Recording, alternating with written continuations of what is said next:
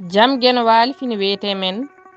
nyande mawbare nogas nayi bawti ujun ɗiɗi e nogas e nayi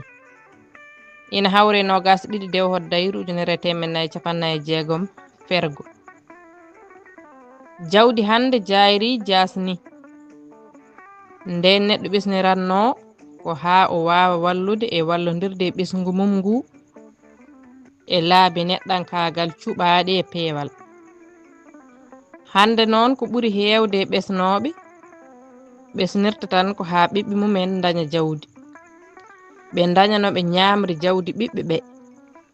so ɓiɗɗo o wujju walla o ruggu walla o yeeyi jogoram makko walla o yeeyi kaɗaɗe bawɗe wonde fof ma o ñamli kaake janane jinnaɓe ɓe killaka goƴaka ɗum ɗon ɗo ina ara ko yo artan yeru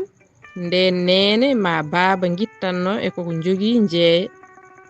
ma ñamlo dokka ɓiyum en ɗannoro beele gueno waɗana ɗumen dañal e ɓural hande noon ko ɓuri heewde sagataɓe jokol ɓe ɗannorto ko koyɗe tacca maaje mbaala e ceene ɓe hen jolo e maaje ɓe hen maaya ɗomka ɓe mofte dumbirɗe leyɗe goɗɗe daɓɓe kiɓi yettade to paanoɓe gonta foftu saka keɓa ɗoyli deƴƴi ñande fof ko kisil kala nde baaba selli nene ñawa janggo ko julde nogas taske ko dewle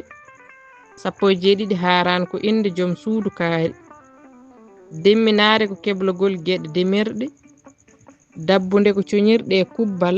empoji ceeɗu ko nganommo nguli e nguura kala baɗowo woni duwanaɗo so haali kettateɗo mo alano waɗiri o hettatake te on hisate koye huɗaɓe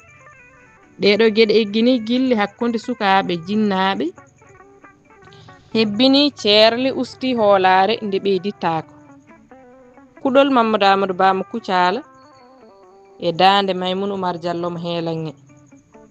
duɗal Pulaar Murtuɗo Joob yo jaam ñallu ñallen e nder hen